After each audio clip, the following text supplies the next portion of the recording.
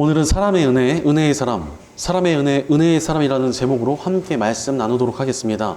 우리가 삶을 살아간다는 것은 상처를 점점 늘려가는 일처럼 느껴집니다.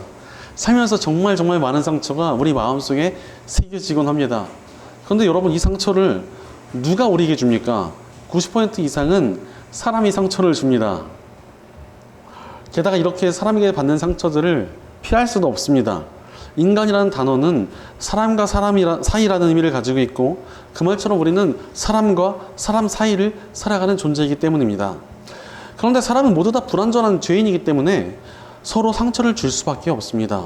다들 누군가에게 상처를 받았을 테지만 우리도 알게 모르게 상처를 돌려주었을 것입니다. 그런데 우리의 인생들은 어쩔 수 없이 상처를 주고받게 됩니다. 그런데 사람에게 정말로 크게 상처를 받을 때가 옵니다. 인간은 죄인이기 때문에 정말 상식을 뛰어넘는 악한 일을 저지르는 사람들이 나타나기도 합니다. 뉴스만 봐도 온갖 나쁜 범죄자들에 대한 이야기가 끊이질 않습니다. 인터넷에서도 이상한 사람들에게 상처받은 이야기가 자주 퍼지곤 합니다. 그런데 우리는 이런 이야기만 들어도 괜히 또 마음에 상처가 쌓이는 것 같습니다. 또한 내 삶에서도 정말로 나쁘고 이상한 사람들을 만나게 되는 순간이 찾아옵니다. 저도 사역을 20년 가까이 하면서 얼마나 많은 이상하고 악한 사람들을 만났는지 모릅니다. 정말 상상을 초월하는 분들을 많이 만났습니다. 이걸 이야기하다 보면 정말 눈물 없이 들을 수 없는 이야기들이 꽤 많아요. 더러운 술수를 쓰고 곧 뒤통수를 치며 음모를 꾸미는 분들을 참 여러 만났습니다. 다들 비슷한 경험이 있으실 것입니다. 그러니 요즘 사람들이 쓰는 표현 중에 인류애가 상실된다라는 말이 있습니다. 인간에 대한 애정이 사라지고 인간 혐오증이 생기게 한다는 것입니다. 이렇게 사람에게 실망하고 상처를 받으면 우리 마음이 어떻게 됩니까? 분노가 생기고 정말 분해서 자다가 깰 때도 있습니다. 내게 상처 준 사람들에 대한 미움과 혐오가 싹틀 때도 있습니다. 그러니 어떤 분들은 다른 사람들과의 관계를 맺지 않으려고 피하려 합니다. 실제로 예전에 어떤 한 청년이 사람에게 상처를 정말 많이 받아서 집안에 홀로 틀어박혀 버렸습니다. 요즘 말로 은둔형 외톨이라고 하는데, 이 청년을 정말 겨우 만나가지고 이야기를 해본 적이 있습니다. 그런데 그렇게 사람들과 관계를 안 맺고 살아가고 피하고 있는데 그래서 행복하냐 이랬더니 그 청년에게 새로운 상처가 있었습니다. 바로 사람이 없는 외로움으로 인한 상처가 또 다시 쌓이고 있었던 것입니다. 또 어떤 분들은 아예 인간에 대한 기대를 포기해버립니다. 인간은 어차피 악한 존재니까 당연히 상처를 줄 수밖에 없어 이러고 생각하고 살아갑니다. 그러면서 마음의 문을 닫고 사람들도 좀 건성으로 대합니다. 진심으로 사람을 대하지 않는 것입니다. 물론 그럼에도 여전히 관계에 대한 목마름을 느끼고 상처를 받기도 합니다. 어떤 분들은 아예 되게 자기가 신앙이 좋은 척을 하면서 아니 하나님만 사랑하면 되지 인간은 사랑할 필요가 없다라고 말하기도 합니다. 하나님은 사랑하지만 인간은 도무지 사랑할 수 없다고 말을 하는 것입니다. 그러나 이렇게 사람을 싫어하고 포기하는 것이 신앙적으로 옳습니까? 절대로 그렇지 않습니다. 사실 사람을 싫어하고 포기한다면 불가능해지는 것이 너무나 많아지기 때문에 그렇습니다. 사람을 싫어하니까 전도도 할 수 없을 것이고 사람을 변화시킬 수도 없습니다. 마찬가지로 예수님의 몸된 교회도 제대로 세울 수가 없습니다. 사람을 싫어한다는 것은 크리스천으로서 대부분의 사명을 포기하는 것과 같습니다. 게다가 하나님께서는 애초에 인간이 혼자 살도록 만드신 적이 없으십니다. 하나님께서 모든 만물을 다 창조하시고 다 보기 좋으셨다라고 말씀해 주셨습니다. 그리고 나서 딱 단 하나, 아담이 혼자 지내는 것만큼은 보기 좋지 않았다라고 말씀하십니다. 사람이 혼자 지내는 것이 결코 하나님의 뜻이 아니라는 것입니다. 하나님께서는 사람이 서로 관계를 맺고 잘 어울려 사는 것을 보시면서 기뻐하십니다. 그래서 시편 133편에서도 형제 자매가 어울려 사는 모습을 보며 아름답고 정말 좋다라고 말씀하십니다. 만약 우리가 사람을 미워해도 되고 사람을 상대하지 않아도 됐다면 하나님께서는 우리를 예수님의 몸된 교회로 삼아주시지도 않으셨을 것입니다. 그러나 하나님께서는 사람과 사람이 함께 어울리며 연합을 이루는 것을 기뻐하시기 때문에 우리를 부르셔서 예수님과 한 몸으로 삼아지는 그 교회로 우리를 불러주셨습니다. 그러니 어찌해야 됩니까? 우리는 사람의 소중함을 기억해야 되고 인류애를 회복해야 합니다. 사람을 사랑할 줄 알아야 한다는 것입니다. 요한 1서에서도 보이지 않는 하나님을 사랑한다고 하면서 눈에 보이는 형제 자매를 사랑하지 않는 사람은 거짓말쟁이다라고 말을 했습니다. 그러니 우리 안에 사람에 대한 상처가 있고 미움이 있더라도 우리는 사람에 대한 애정과 사랑을 회복해야 됩니다. 사실 하나님께서 우리에게 은혜를 주셨습니다. 우리를 구원하시고 하나님의 자녀로 삼아주시는 놀라운 은혜를 베풀어 주신 것입니다. 그런데 이 땅에서 하나님께서 주신 정말 큰 은혜 중에 하나가 바로 사람입니다. 우리는 사람을 통해서 상처를 받지만 또 사람을 통해서 은혜를 입고 회복되며 기쁨을 얻습니다. 저도 그렇습니다. 제게 상처를 입힌 사람도 많았지만 그 이상으로 좋은 관계의 선물을 정말 많이 받았습니다. 제 아내, 저희 부모님, 우리 성도님들, 친구들 얼마나 좋은 사람들이 많은지 모릅니다. 이분들이 없었다면 지금의 제가 없고 결코 온전히 설 수도 없었을 것입니다. 우리의 삶을 보면은 하나님께서 사람을 보내주셔서 주신 은혜가 얼마나 많은지 모릅니다. 하나님께서는 삶에서 순간순간마다 기적을 베풀어 주시는 대신 사람들을 보내주셨습니다.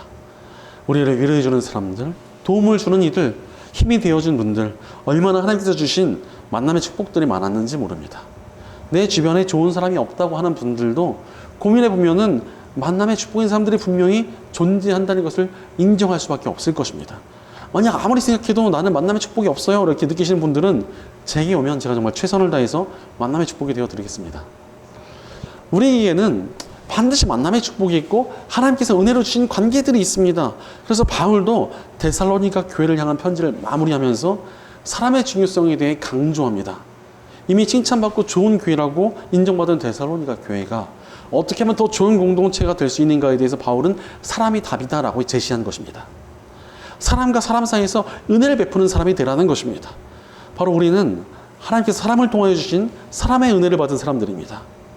그래서 우리가 지금 살아갈 수 있고 버틸 수 있는 것이지 않습니까? 그때 우리 그 은혜를 기억하며 우리도 은혜를 베푸는 은혜의 사람이 되시기 바랍니다. 그때 우리를 통해 아름다운 은혜가 퍼져나가게 될 것입니다. 은혜의 사람들을 통해서 아름다운 공동체가 세워질 것입니다. 무엇보다도 우리가 은혜의 사람이 될 때 우리 삶의 관계의 복이 정말 풍성히 넘쳐나게 될 것입니다. 그러니 모두 다 은혜의 사람이 되시기 바랍니다. 그렇다면 우리가 구체적으로 어떻게 은혜를 베푸는 사람이 될 수 있겠습니까? 첫째로 기도를 통해 은혜의 사람이 될 수 있습니다. 우리 크리스천들이 가지고 있는 최고의 힘이 무엇입니까? 바로 기도입니다. 기도는 하나님으로부터 임하는 능력을 나타낼 수 있는 힘이 있습니다. 그러니 기도는 우리가 다른 이들에게 줄 수 있는 최고의 은혜이자 선물입니다. 우리 역시도 다른 크리스천들의 기도를 통해서 은혜의 역사를 받은 사람들입니다. 내가 믿음을 이어가고 선한 일도 하면서 힘든 세상에서 버틸 수 있는 이유가 어디에 있습니까? 교만한 사람들은 자신의 의지나 능력, 노력 또는 스스로의 믿음 때문이라고 생각합니다. 그러나 누군가의 기도 덕분에 우리가 지금 이 자리에서 버틸 수 있는 것입니다. 일단 저부터도 여러분을 향해서 늘 기도하고 있습니다. 또한 가족이나 친구 그리고 또 공동체가 서로를 위해서 기도하는 것이 얼마나 중요하고 능력이 있는지 모릅니다. 기도의 능력으로 우리가 지금 여기 서 있는 것입니다. 그래서 바울도 오늘 말씀 25절에서 형제자매 여러분 우리를 위하여 기도해 주십시오 라고 부탁합니다. 바울은 데살로니가 교회를 위하여 편지를 쓴 후에 마지막으로 기도를 부탁합니다. 바울은 영적인 지도자이자 존경받는 사도였지만 자신에게 기도가 필요하다라고 고백하고 있는 것입니다. 자신에겐 하나님의 은혜가 필요하고 공동체의 도움이 절실하게 필요하다면서 자신의 연약함을 숨기지 않고 기도를 부탁했습니다. 너무너무나 중요한 자세입니다. 사람은 사람 자체로 완전할 수 없습니다. 우리에게는 다른 이들의 기도가 필요합니다. 제가 대학원 다닐 때 굉장히 인상 깊었던 기억이 하나 있습니다. 이제 신학대학원을 가면은 영성수련회라고 해가지고 학기마다 목회자 지망생들의 영성을 위해서 한 주 내내 예배 드리고 기도하는 시간을 가집니다. 그런데 이 수련회 막바지에 대학원에서 이 원장 보직을 맡은 이 대학원장 교수님께서 올라오셨습니다. 그래서 다들 저 교수님이 이제 모든 모임과 기도를 다 마무리하러 올라오셨구나 이렇게 생각을 했습니다. 그리고 또 이런 보직을 맡은 교수님은 보통 나이가 지긋한 한 60 정도 되신 분들이 하십니다. 근데 그분이 갑자기 학생들 앞에서 무릎을 꿇고 말씀하셨습니다. 여러분이 지금 기도를 너무 많이 해서 영성이 정말 충만해져 있는 상태인 것 같다. 그럼 여러분에게 내가 기도 한번 받고 싶다. 나를 위해서 기도해달라. 이렇게 하셨습니다. 정말 열심히 기도했고요. 정말 그 겸손한 모습에 정말 많이 감동을 받았습니다. 사실 여러분 욕심은 죄입니다. 하지만 딱 하나 욕심내도 되는 것이 있습니다. 기도 욕심은 많이 내셔도 됩니다. 만나는 사람들마다 기도해달라고 부탁하고 간구하는 것이 나쁠 게 하나도 없습니다. 기도의 능력이 있고 기도의 욕심을 가진다는 것은 그만큼 자신의 연약함을 인정하며 하나님과 다른 동역자들의 은혜에 목말라 있다는 뜻이기 때문에 그렇습니다. 우리 하나님께서 그 모습을 얼마나 귀하게 보시겠습니까? 그러니 우리는 기도의 중요성을 기억해야 합니다. 다른 이들에게 기도를 구해야 되고 우리 역시도 다른 이들을 위해서 기도해야 됩니다. 우리가 다른 이들을 위해서 기도한다는 것은 그 사람을 향한 최고의 선물이며 하나님의 은혜를 전해주는 일이기 때문에 그렇습니다. 그러니 다른 이들을 위해 기도하며 은혜의 사람이 되시기 바랍니다. 그럼에도 불구하고 기도를 하거나 또 기도를 구한다거나 다른 이들을 위해서도 또 기도를 잘 안 하는 분들이 굉장히 많습니다. 왜 그렇습니까? 기도가 꼭 필요한지에 대해서 잘 믿질 못하기 때문에 그렇습니다. 기도 없이 자신의 노력이나 능력만으로 뭐가 되는 것 같고 세상적인 힘만으로 충분하다고 느낄 때 또 자신의 힘으로 뭔가 이룬 것 같을 때 더욱 그렇게 생각을 합니다. 그러면서 기도가 꼭 필요한가? 기도 없이도 괜찮은 것 같은데 라고 생각하는 것입니다. 그래서 남들에게 기도해달라고 요청도 안 하고 자신도 남들을 위해서 기도하지 않습니다. 기도에 대한 필요성을 못 느끼기 때문에 기도를 아주 우습게 여기는 것입니다. 그러나 그것은 정말 어리석은 일입니다. 자신이 무엇인가를 해내고 뭔가를 이룬 것은 사실 보이지 않는 기도들 덕분이었다는 것을 모르고 있는 것이기 때문에 그렇습니다. 실제로 하나님께 쓰임받은 사람들 뒤에는 숨겨진 중보 기도자들이 있었습니다. 우상이 가득한 시대에 홀로 싸우며 하나님의 놀라운 역사를 이뤄낸 엘리야 선지자는 그렇게 열심히 싸우던 도중에 하나님께 너무 외롭다며 따집니다. 하나님, 사람들이 다 우상을 섬기고 있고 저 혼자 하나님을 믿으며 이 우상 숭배자들과 싸우고 있습니다. 저 너무 외로워요. 이렇게 말합니다. 그래서 하나님께서는 야, 너 모르는 게 하나 있다. 우상에게 무릎 꿇지 않은 7,000명의 사람들이 있어 라고 말씀을 해주십니다. 그런데 이 7,000명의 사람들이 그냥 우상만 안 섬겼겠습니까?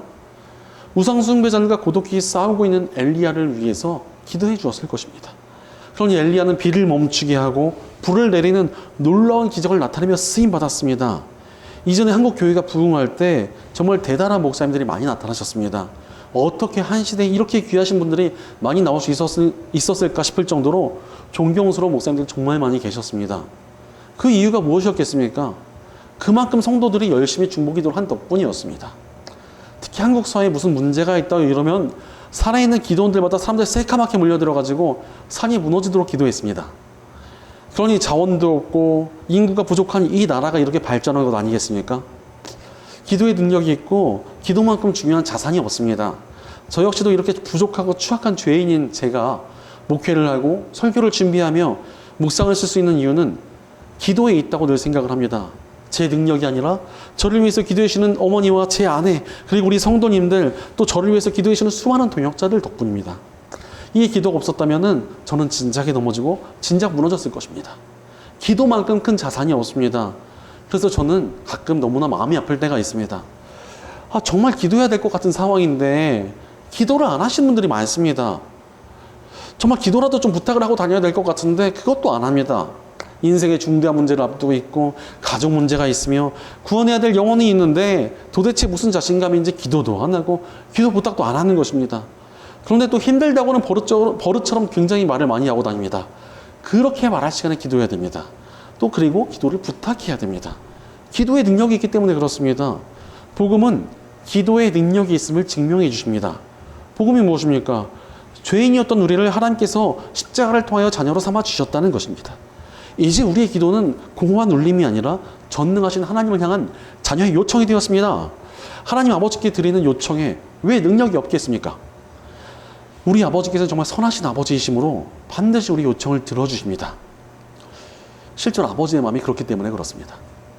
제가 철이 없던 고등학교 시절에 핸드폰 사달라고 부모님을 아주 심하게 쫄랐던 적이 있습니다. 반에서 핸드폰이 없던 친구가 저를 포함해서 3명밖에 없었기 때문입니다. 대신에 저는 삐삐라는 것을 쓰고 있었는데 혹시 삐삐 모르는 사람들 계시죠? 삐삐라는 것은 전화가 되는 것은 아니고 음성 메시지나 전화번호를 남길 수 있는 핸드폰 이전에 쓰이던 통신기기였습니다. 그래서 딱 번호 찍으면 번호만 딱 찍혀요. 그리고 누가 메시지 보냈다 하면 나도 핸드폰 전화기에 달려가가지고 딱 들면은 그 사람이 남긴 음성 메시지 들을 수 있었습니다. 추억의 시절이었죠. 그런데 제 삐삐가 고장이 났는지 이게 수업 시간에 울린 적이 있습니다. 문제는 잘 꺼지지도 않아가지고 정말 배터리를 빼서 껐어요. 그때 친구들이 저한테 삐삐 거지라고 놀려가지고 어린 마음에 너무 상처받아가지고 부모님을 쫄랐던 것입니다. 근데 너무 심하게 쫄랐는지 아버지한테 정말 크게 혼이 나가지고 제가 정말 축 처진 어깨를 하고 학교를 간 적이 있습니다. 근데 아버지께서 그 모습이 너무 마음이 아프셨는지 한 그 다음 주쯤인가요? 핸드폰을 사주셨습니다. 갑자기 사주셔가지고 너무너무 좋았어요. LG에서 나온 사이언이라는 모델인데 지금도 기억이 날 만큼 너무나 기뻤던 기억이 있습니다. 아버지 마음이 그렇습니다. 자녀가 요청하면 마음이 갑니다. 그런데 그것도 자녀들이 함께 입을 모아서 요청하면 거절하기가 쉽지 않습니다. 게다가 자녀가 무슨 요청을 하는데 그 요청이 다른 형제 자매들을 위한 기도다 이러면은 와, 우리 하나님 너무나 기뻐하십니다. 그러니 다른 이들을 향한 중보 기도에 엄청난 능력이 있습니다. 또한 우리가 다른 이들을 위해 기도하고 축복하면 그 능력과 축복이 우리를 통해서 흘러갑니다. 그야말로 복의 통로가 되는 것입니다. 물이 흐르는 한 통로가 말할 수 없듯이 우리가 중보하면 우리 삶이 먼저 복되어집니다. 그러니 다른 이들을 위해 기도하며 은혜의 사람이 되시기 바랍니다. 다른 이들을 위해 기도하면 그들의 삶을 복되게 만들고 또 우리 삶도 복되게 만들어지는 은혜가 우리 입술을 통해서 나타나게 됩니다. 그렇다면 우리가 다른 이들을 위해서 어떻게 기도해야 됩니까? 오늘 본문 28절을 보니까 바울은 우리 주 예수 그리스도의 은혜가 여러분과 함께 하기를 빕니다 라고 기도하며 데살로니가 교회를 향한 첫 번째 편지를 마무리합니다. 제일 중요한 기도입니다. 그들의 상황과 문제를 위해서 기도해 주는 것도 필요합니다. 하지만 그들이 예수님의 은혜를 알고 예수님과 더 가까워지기를 기도해야 된다는 것입니다. 바로 하나님의 뜻대로 기도할 때 기도의 능력이 더욱 강력해집니다. 사실 사람에게 있어서 문제가 해결되고 복받는 게 전부가 아니지 않습니까? 영혼들이 하나님과 더 가까워지고 하나님 뜻대로 서기를 기도하는 것이 필요합니다. 그것이 진짜로 그 영혼을 위하는 일이기 때문에 그렇습니다. 그래서 우리 교회에서 여집사님이라고 있어요. 맨날 무슨 기도 제목 있어요? 라고 물으면은 피곤하니까 좀 정신 좀 차리게 해주세요. 뭐 건강하게 해주세요. 이런 되게 육체적인 기도만 맨날 부탁을 합니다. 저는 맨날 거기다가 더해서 그분 상황도 넣고 또 그분의 영혼이 더 예수님에 가까워지기를 항상 넣어서 기도합니다. 그게 진짜 중요한 기도이기 때문에 그렇습니다. 그래서 다른 이들을 위해서 기도하되 그들이 하나님의 뜻대로 서기를 기도하며 은혜의 사람이 되시기 바랍니다. 또한 다른 이들에게 기도를 부탁할 때도 맨날 내 문제나 상황만 말씀드리지 말고 하나님의 뜻대로 내 삶이 세워지길 원한다는 기도를 함께 요청하기 바랍니다. 그렇게 기도하는 우리를 통해서 하나님의 뜻이 세워지고 영혼들이 살아날 것입니다. 또한 서로가 서로를 위해서 서로를 선물 같은 존재로 만들어주며 함께 하나님의 은혜를 누리게 만들 것입니다. 그러니 서로를 위한 기도를 통해 하나님의 풍성한 은혜 가운데 쓰임받고 그 은혜를 함께 누리며 살아가는 저와 여러분 되시기를 간절히 축원합니다. 둘째로 모든 이들을 돌보는 것을 통해 은혜의 사람이 될 수 있습니다. 은혜가 필요한 사람이 누구입니까? 모든 사람입니다. 사실 은혜가 필요하지 않은 사람은 단 한 사람도 없습니다. 그러니 모든 이들에게 빼놓지 않고 하나님의 은혜를 전해 주어야 합니다. 기도도 하고 또 그들을 돌봄으로 하나님의 은혜를 알게 해주는 것이 필요하다는 것입니다. 그래야 우리가 진정으로 은혜의 사람이 될 수 있습니다. 게다가 보이는 모든 이들을 챙기다 보면은 상대는 정말 예상치 못한 은혜를 입었다고 느낍니다. 저 사람이 나한테 왜 이렇게 나를 보살펴주고 나를 왜 이렇게 잘해주지? 그때 정말 큰 감동이 오는 것입니다. 저도 최근에 결혼할 때 10년 동안 얼굴을 보지 못했던 군대 동기가 결혼식에 와주었습니다. 10년이나 얼굴을 못 봐가지고 얘는 좀 초대하기 힘들겠다 이러고 초대를 안 했는데 그 동기가 아니 형 먼저 결혼하냐고 왜 얘기 안 해줬냐고 이러면서 연락이 왔습니다. 그리고는 굉장히 먼 길을 달려와 주었습니다. 전주에서 서울까지 제 결혼식을 위해서 달려왔습니다. 얼마나 고맙고 감동했는지 모릅니다. 그 친구의 결혼식 참석이 너무나 큰 선물처럼 느껴졌습니다. 바로 우리는 내 주변에 있는 모든 이들을 좀 촘촘하고 넓게 챙겨야 합니다. 우리에게 약간 좀 오지랖이 필요하다는 것입니다.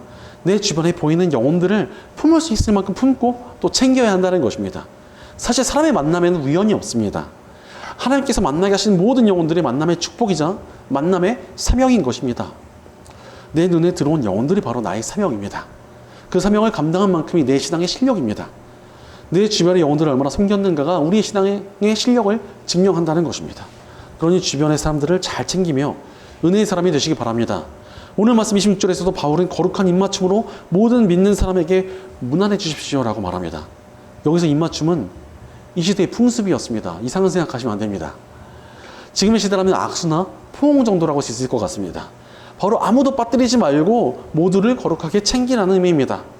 그렇게 모두를 챙기는 것이 우리의 신앙을 성장케 하고 공동체가 더 굳건하고 온전하게 세워지도록 만들기 때문입니다. 그러니 모두를 챙기며 은혜의 사람이 되시기 바랍니다.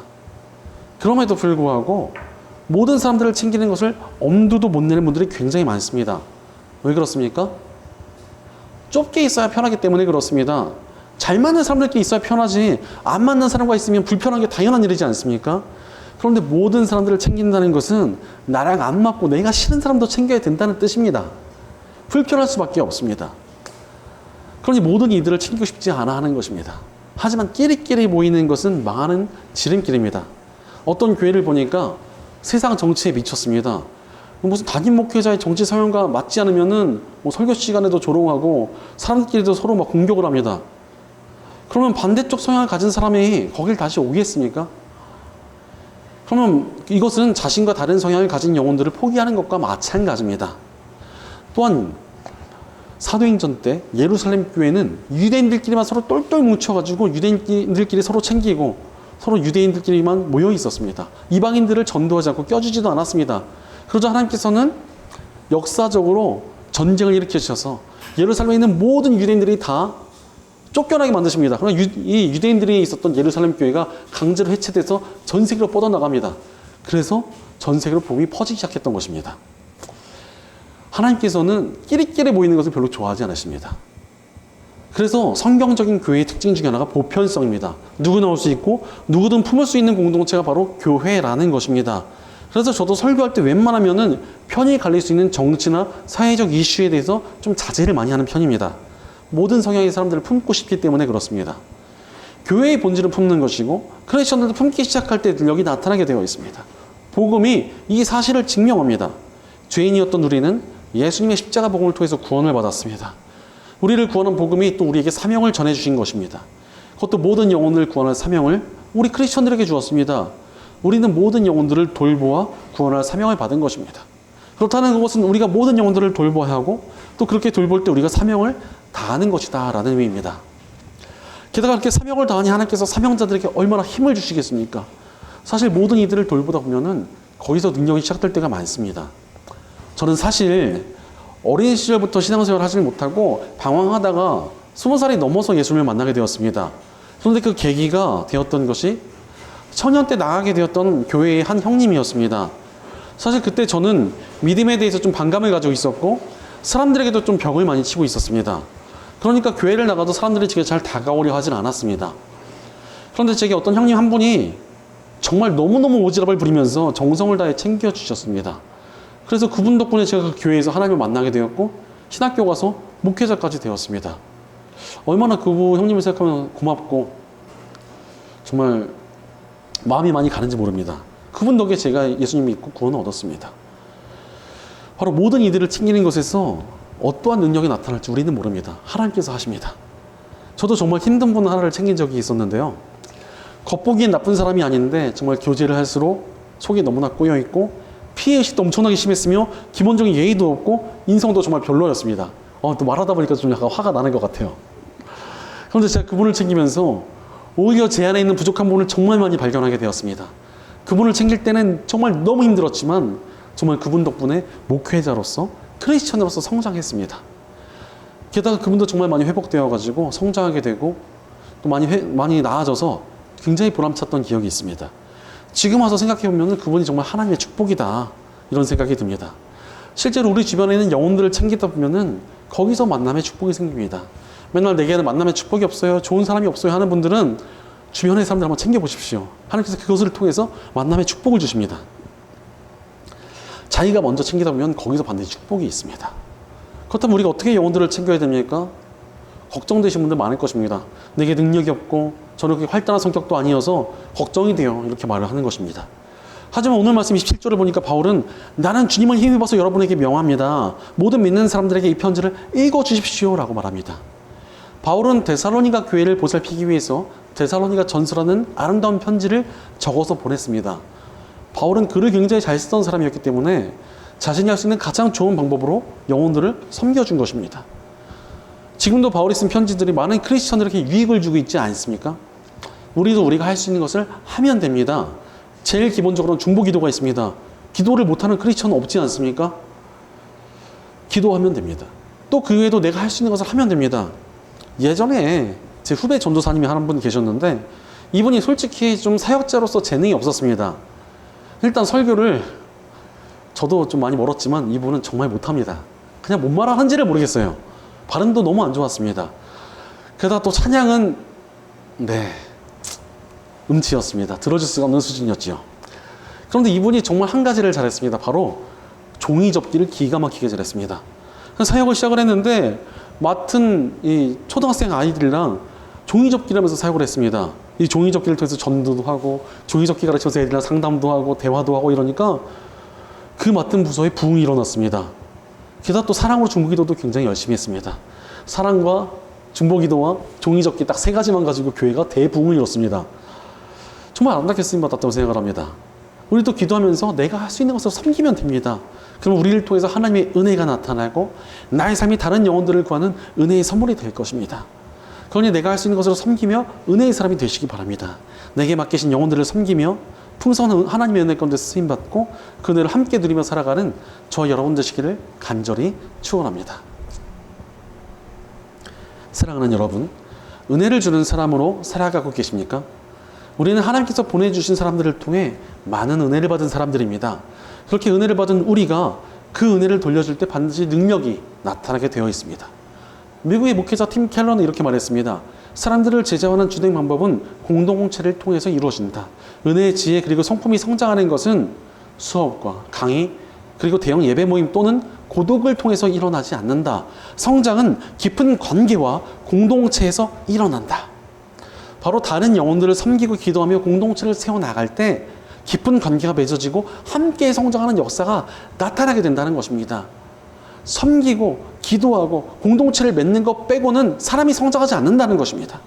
사실 이 시대는 공동체가 무너지고 있으며 전도되는 이들도 너무나 줄어들었습니다. 왜 그렇습니까? 섬기고 기도하며 은혜가 되어주는 크리스천들이 너무나 줄어들었기 때문입니다. 그런 이 시대에 바로 우리가 그 은혜의 사람이 되시기 바랍니다. 하나님께서 은혜를 주는 한 사람을 찾아서 쓰시고자 하시기 때문입니다. 잃어버린 영혼을 구하고 회복시킬 수 있는 사람이 누구입니까? 다른 이들을 품고 보살피며 기도하는 은혜의 사람입니다. 기도의 능력으로 세상을 이길 사람이 누구입니까? 중보기도로 섬기는 은혜의 사람입니다. 다른 이들을 교회를 회복시키고 세상을 구할 사람이 누구입니까? 다른 이들을 돌보고 보살피며 은혜를 베푸는 은혜의 사람입니다. 이 시대 가운데 하나님께 아름답게 쓰임받으며 복된 삶을 살 사람이 누구입니까? 기도와 섬김으로 은혜를 확산하는 은혜의 사람입니다. 바로 오늘 이 시간 은혜의 사람이 되시기로 결단하시기 바랍니다. 하나님께서 찾으시는 그 한 사람이 되어 기도와 섬김으로 영혼들을 구하고 회복시키며 쓰임받는 복된 삶을 살아가는 저와 여러분 되시기를 주의 이름으로 간절히 축원합니다. 기도하겠습니다.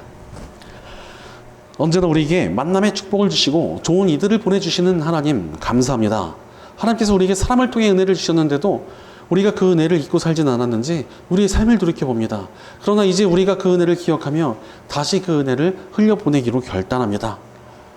다른 이들에게 은혜를 베푸는 은혜의 사람들이 되게 하옵소서. 다른 이들의 영혼들을 품고 기도하는 중보기도를 늘 우리 입술에 채워주시옵소서. 내게 주신 모든 영혼들을 빼놓지 않고 잘 보살피며 구할 수 있도록 우리를 붙들어 주시옵소서. 우리 공동체 가운데도 함께 해주셔서 우리가 서로를 위해 기도하고 서로를 섬기며 함께 은혜의 공동체를 이루도록 도와주시옵소서.